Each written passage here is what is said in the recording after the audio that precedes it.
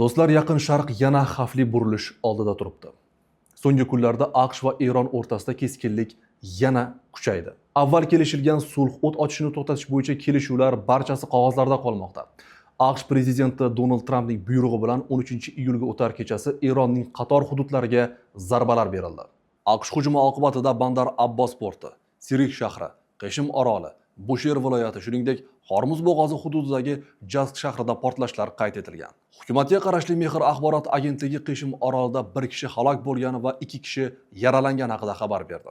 Eron AQShning 11-iyul kuni amalga oshirgan hujumlari tufayli Hormuz bo'g'ozini qayta yopib qo'ygan.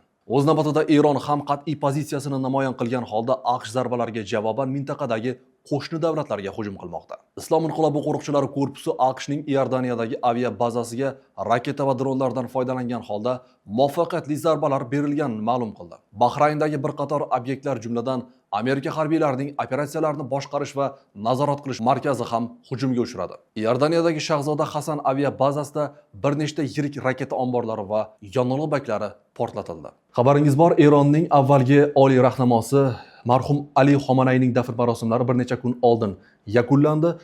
Dafn marosimlarida hozirda Eronning oliy rahnamosi hisoblangan Moshtaba Xomanay ko'rinish bermadi, marosimlarda qatnashmadi. Biroq AQSh hujumlaridan so'ng shanba kuni Eron davlat televideniyasi Moshtaba Xomanayning birinchi murojaatini o'qib eshittirdi.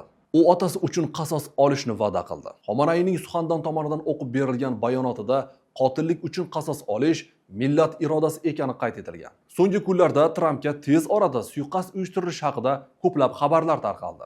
Qator xalqaro ommaviy axborot vositalarining ma'lum qilishicha, Trampga Turkiyada suiqasd qilmoqchi bo'lishgan. G'arb razvedkasi vakili AQShni ushbu tahdiddan ogohlantirgan. Shu sababli Tramp Anqarani tark etishda samolyotini o'zgartirgani aytilmoqda.